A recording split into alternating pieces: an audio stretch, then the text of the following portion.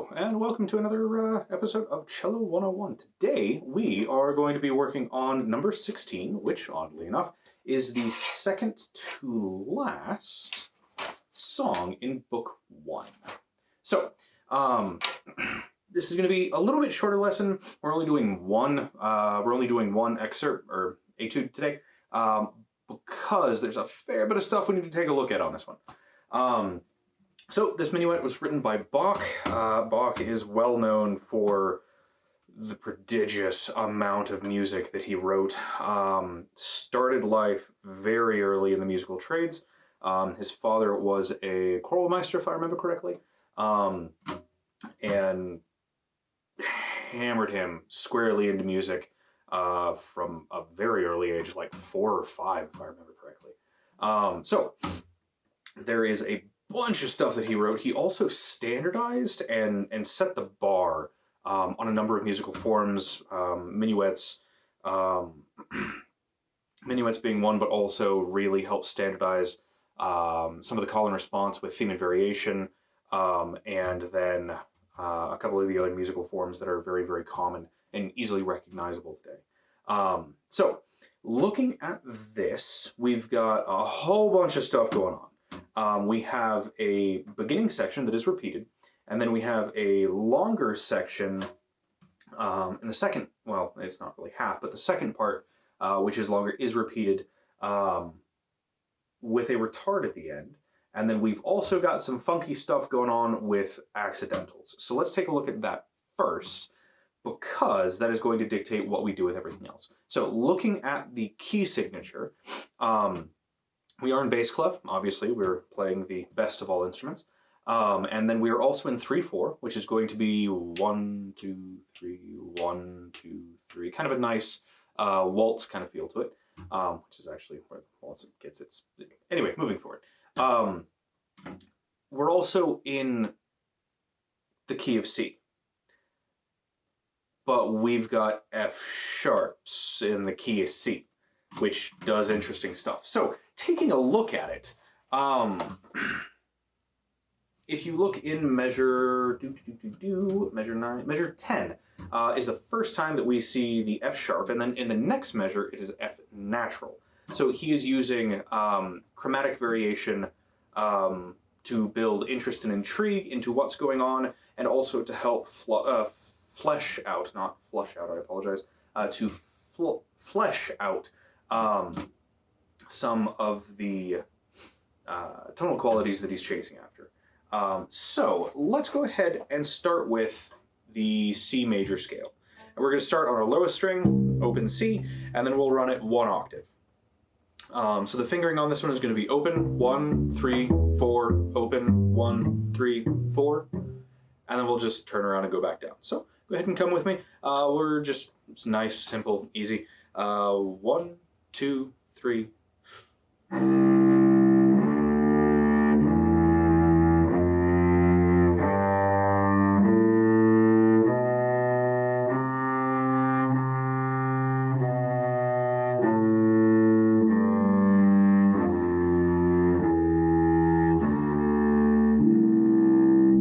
So while we're playing our scales, they're boring, they're repetitive, most people don't like them, but they really do help build not only where your finger positions are, but also they help you kind of feel what the instrument's doing.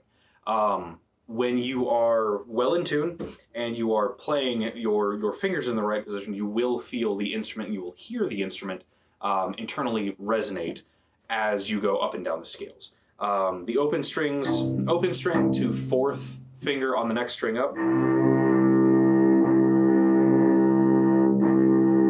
You can really dial that in. When it's a little too sharp, when it's dead on, you don't get that galloping feel to it when it's too low.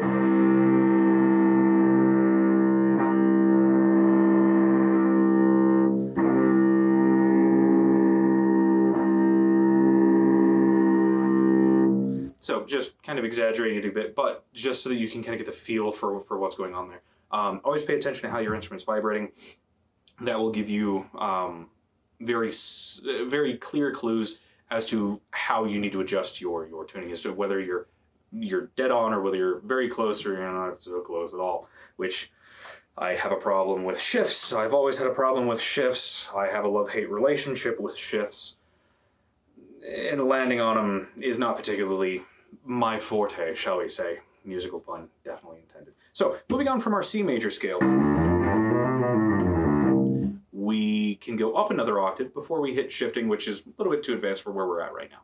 The problem is the fingering changes. So starting at C, which is fourth finger on the G string, it will be 4, open, 1, 2, 4, open, 1, 2. That will be the second octave of the C major scale. So let's go ahead and play that. Again, just half notes, nice and easy. Starting on the fourth finger G string. 1, 2, 3. Open. 1, 2, 4. Open. 1, 2. Nice thing, leave your finger down and you can pluck the string that your second finger is on and the lowest string at the same time, and you can tell if you're in tune. Sounds like I'm in tune. So let's go ahead and do that one more time. We'll go from the fourth finger all the way up, and then from the second finger all the way down to the open C for a 2-octave descending scale. So starting G string fourth finger, same tempo, 1, 2, 3.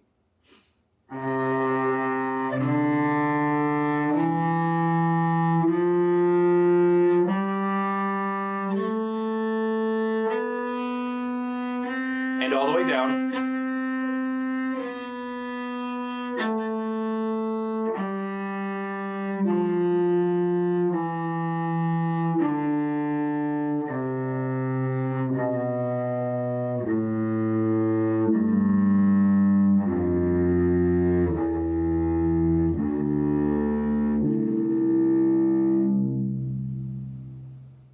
And that's how you can tell you're in tune. And that's the 2-octave G major scale. We don't really go all that far down. If I remember correctly, the low C... yeah, the C on the G string is the lowest that we go in this one. But we have some accidentals. So we actually have a G major scale note in our C major piece. And that just gives flavor to it. It helps expound on and flesh out, like I was saying earlier, the concept of other keys being brought into the one that you're currently performing in. So just keep in mind when we hit measure 10, it will be instead of the which is rectified the next measure over because it has the natural and everything. Yeah, so that also shows up in 17, 16, in measure 15. So those are the only two accidentals that I see. But let's go ahead and listen to what the first two measures of this sound like so that we can start getting some work in on there. I usually try to take a look at what's going on in the piece, figure out what scales are being used, and then work on those a little bit before I actually start rehearsing the piece. It just helps get my brain in the right kind of modality, I guess. Looking at the beginning, we start at a mezzo forte and then go to piano. We have ties in measure 1. We have a slur in measure 3, ties in measure 5, slur in measure 6, slur in measure 7, and then we have a repeat sign in tail end of measure 8, which will kick us all the way back to the very beginning of measure 1. You do have staccato and tenuto markings, so give a little bit of punch at the beginning, and then have a full sustain on that note, which is fairly common practice when it comes to tied notes. It helps, gives you that impulse and keep the feel of moving music instead of just turning it into a half note with more steps, basically. And then the other thing to keep in mind in this is bowings. Bowings are going to be very important. you can see that the bowings in the first measure are in fact laid out, and the bowings in the fifth measure are laid out as well. Keep those in mind, because you're going to want to play exactly what is written in terms of bowing so that you wind up on the right bowing for what's going on a little bit later down the road. And it'll also help the music flow better. With enough practice, you can play music backwards in terms of bowings. I was absolutely, patently, devastatingly horrible about paying attention to bowings as I started playing, because it wasn't really something that mattered to me much. And so I literally wound up starting to become blind to them, and I would not see bowing marks. It was really bad when I hit college. I swear half the time in lessons my teacher wanted to throw things at me because I would steamroll straight through bowings. Slurs were suggestions. Slurs weren't like something that was supposed to be done. I can play that better anyway. No, like play it as it's written. So just kind of keep that in mind. So let's go ahead and listen to what the first phrase up to measure 8 sounds like, and then we can kind of start breaking it down and going from there. So go ahead and listen this first time through, and we will see what it sounds like. So 1, 2.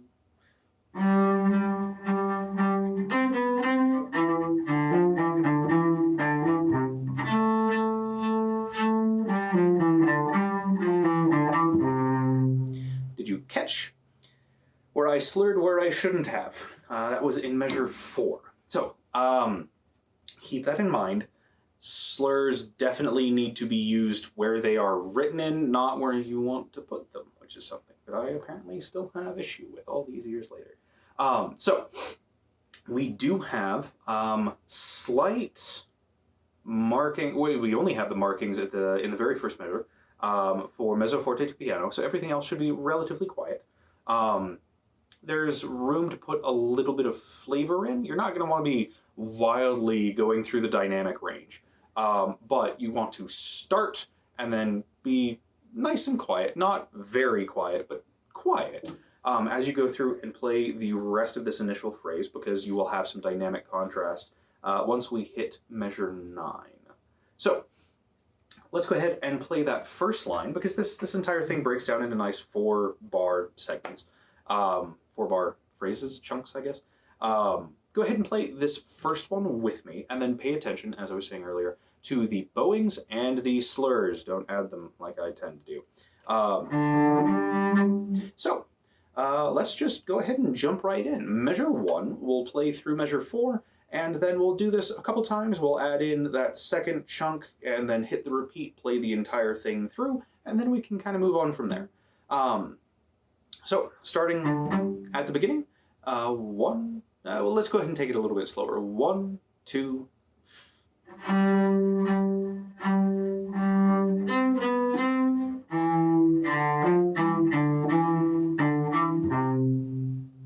Notice how that has you ending on an up bow. That sets you up for measure 5 to begin with a down bow. Since it calls back to the initial first measure, I'm assuming there's also supposed to be a little bit more emphasis on that first note of measure 5, but we're not there yet.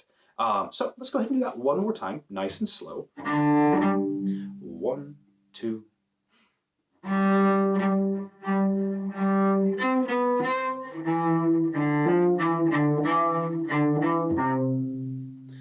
Did you end on an up bow again? I'm hoping that you did. Let's go ahead and do measure 5, and then we can kind of wrap it up and see where that goes. So this is the same general idea. We have the same intro, just in a different note. And then we have the same rhythmic pattern-ish for the rest of it until we get to the end, which is a dotted half note. So let's go ahead and keep that same slower tempo. And then start at measure 5 and then run through measure 8. 1, 2.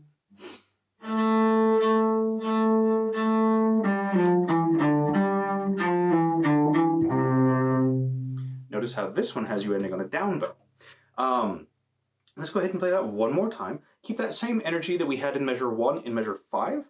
That same kind of feeling, that same tone to it. And then let's go ahead and run it one more time at that slower tempo. 1, 2. Okay,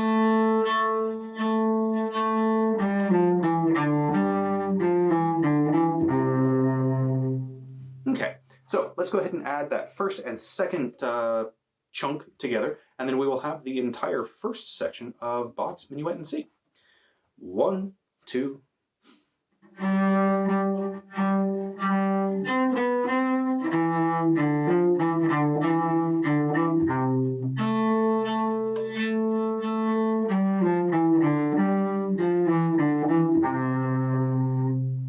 Okay, so let's go ahead and run that first section in the first two chunks together a little bit faster. Dun, dun, dun, dun. Yeah, that should be about good. Pardon me. And then we can work on the second section. So, 1, 2, 3, 1, 2.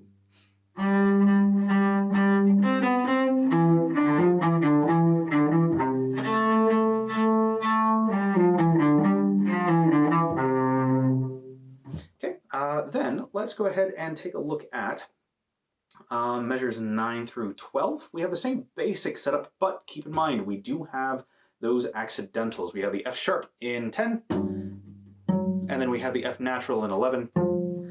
So that'll be a 3 and that'll be a 2 for that.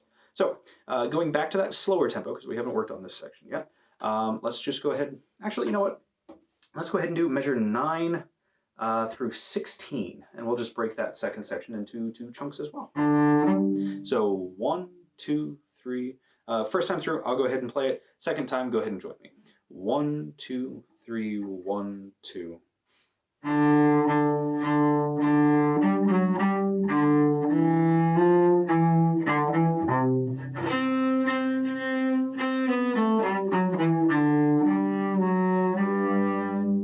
So bowings are important.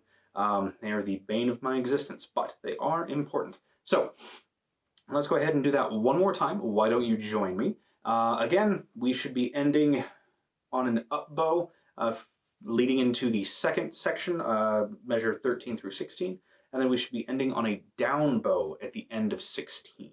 So keeping that slower tempo, go ahead and join me. At measure 9, I apologize. 1, 2, 3, 1, 2.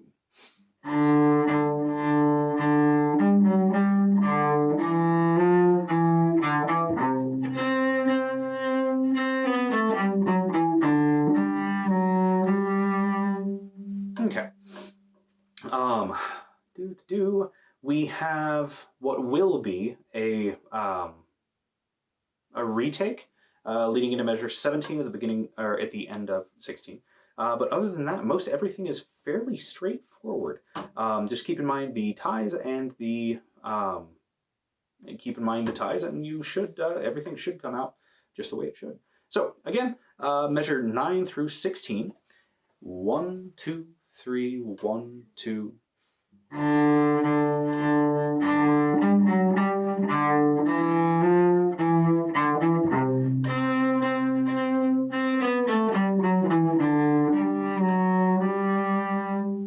And then measure 17 to the end.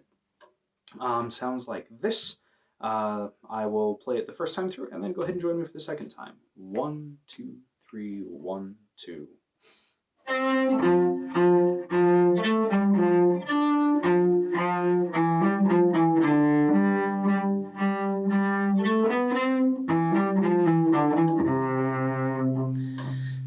Like I said, ties are the bane of my existence. So, second time, go ahead and join me and pay attention, unlike I did, to the ties and what is supposed to be there and what is not supposed to be there.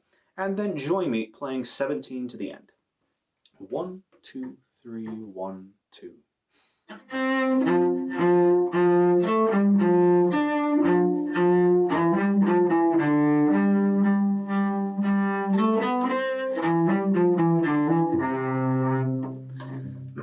So we have a nice flow, we have a nice setup. From there, let's go ahead and tie everything. Well, actually, no. Let's take a second. And second to last measure, there was a poco ritardando under the second halfway point of the second to last measure that we do need to address. So I'm going to play the last line. Go ahead and listen the first time, and then join me the second time. We'll play it another time or two after that, just so that we can work on that retardando the second time through, because the first time it's just play it straight. So it'll be not a super hard slowdown, but it'll definitely be marked so that people know that the piece is coming to an end. So keeping that same 1, 2, 3, 1, 2. Go ahead and listen, and then the second time join me. 1,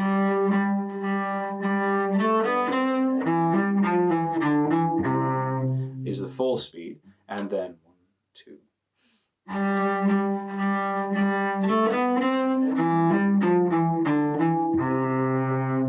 Would be with the retardando. So go ahead and join me this time. Just 21 to the end, and then the retardando on the second to last measure. 1, 2, 3.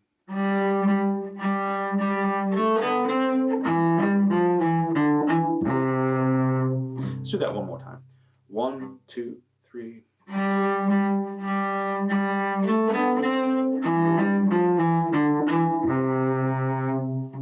Okay, so let's go ahead and do measure 9 to the end, and then we can go from there. So still keeping that slower tempo. 1, 2, 3. Go ahead and join me. 1, 2, 3, 1, 2.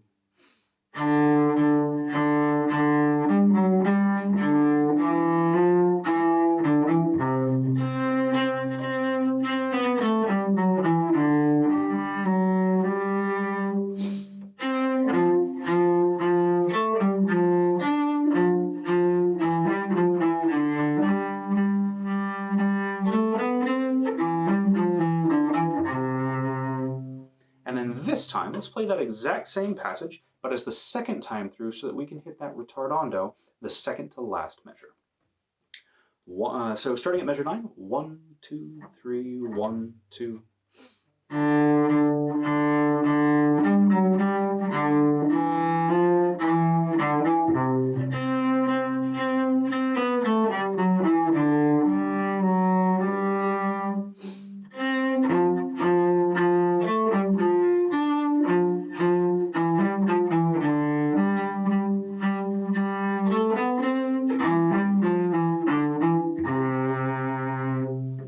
Okay, now let's go ahead and start from the beginning and then tie everything together. This time we'll go ahead and play it at the same tempo we have been, and then we can play it a little bit faster to get it more into that dance feeling. I was going to say swing and then realized I was in the wrong century. So we'll go ahead and play it at the same tempo all the way through with repeats, and keep in mind that retardando at the second to last measure the second time through. And then we can work on speeding it up a little bit. So, starting at measure 1, 1, 2, 3, 1, 2.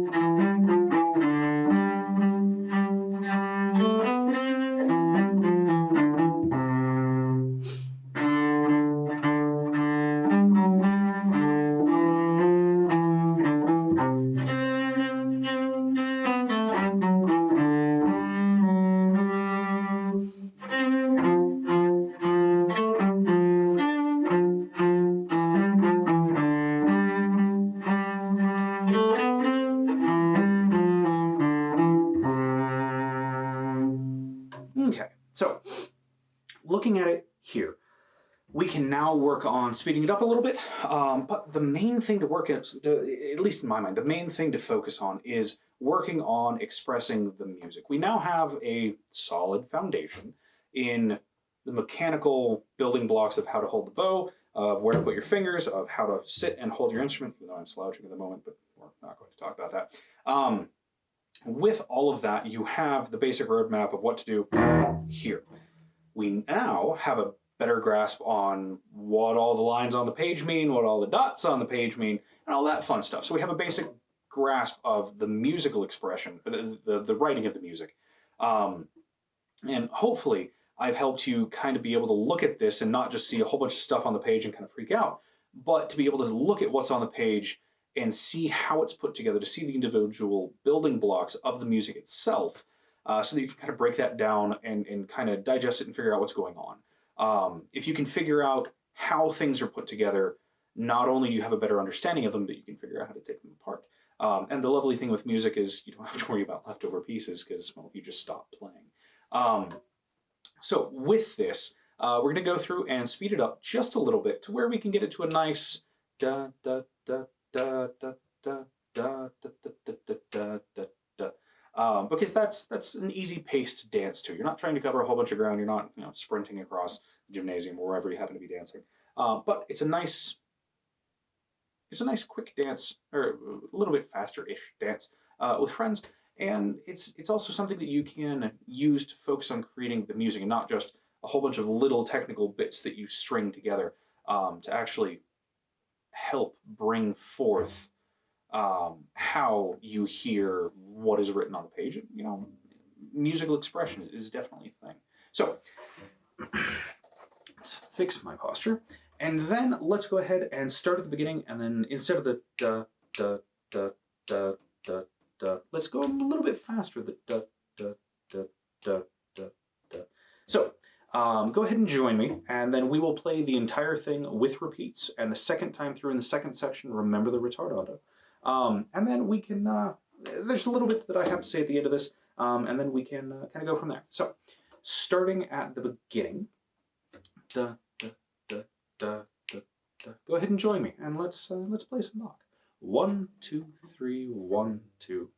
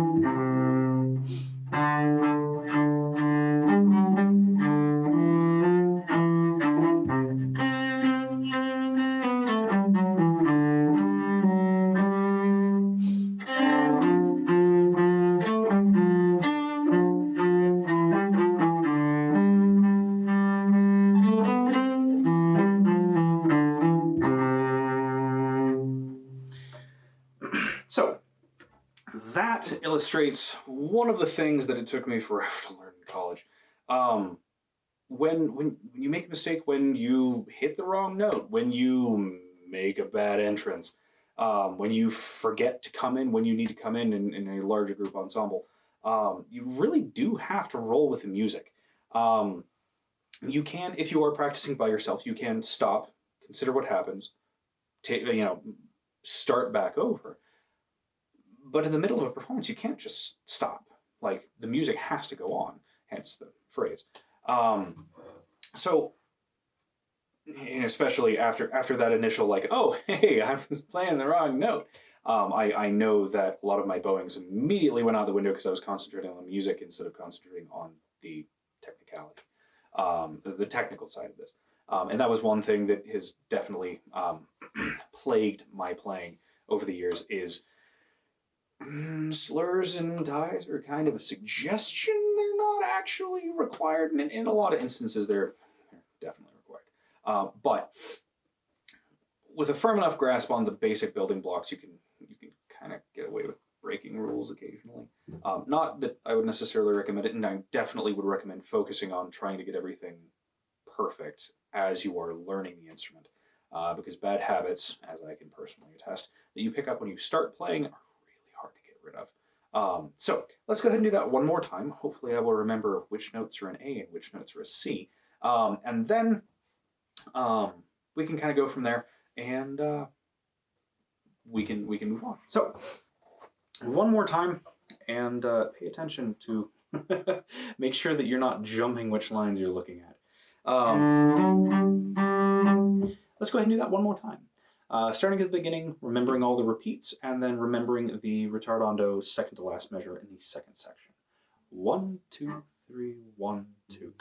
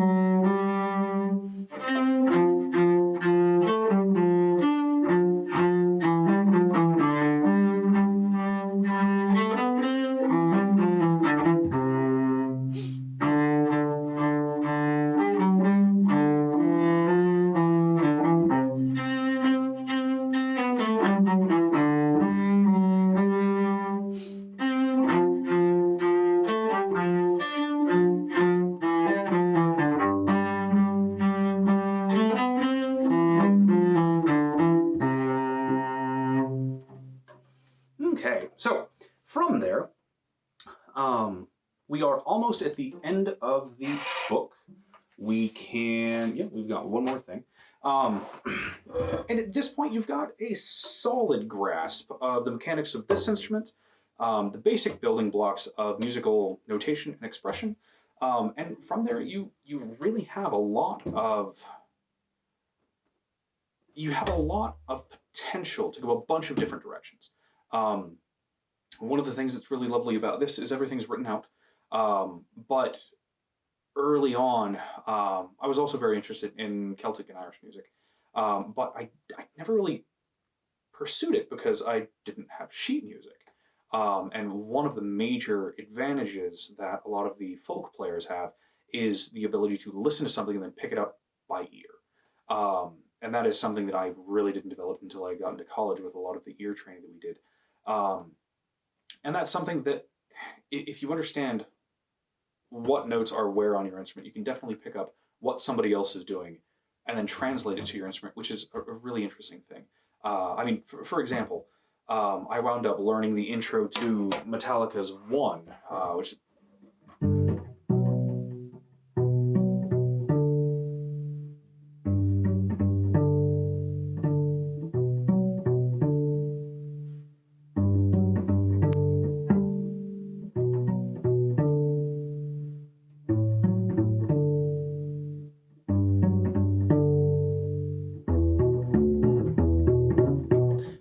that from a marimba and xylophone player my senior year of high school. It was absolutely ridiculous. But if you understand the basic building blocks, you can figure out a whole bunch of different things. You can find sheet music for, like I said, Metallica. You can find sheet music for pop artists. You can find sheet music for old classical music that you run across that you might like. And with that, with a basic understanding of this and a basic understanding of that, there might be things that you're not familiar with that you might have to look up. There might be markings that you're not familiar with and you need to go reference. Or there might be triplets or 16th notes or something along those lines that you're not familiar with yet, but with a little bit of research you can figure out what's going on. And really, with sheet music and with being able to hear music, the horizons are limitless. When I was first learning to play, electrical instruments really weren't, electric classical stringed instruments really weren't a thing. Obviously, there were electric guitars. I'm not that old. But nowadays, you can go buy an electric cello and run it through a pedal board for a guitar, and you can do amazing things with it. You can do the same thing with a violin. an electric violin, or even they have clamp-on like bridge mics.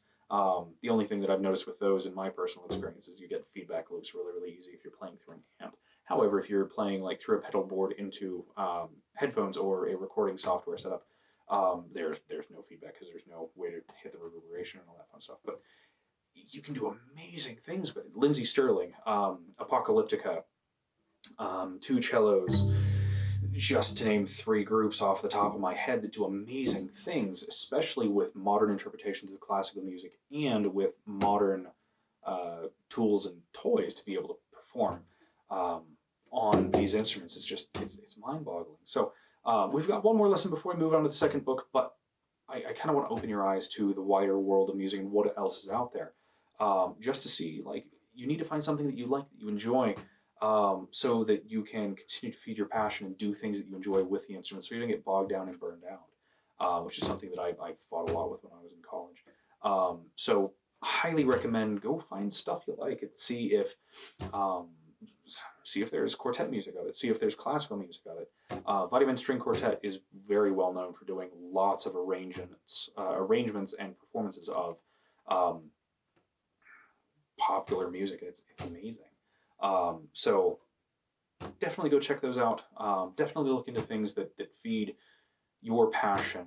And with these building blocks over the last 15, 16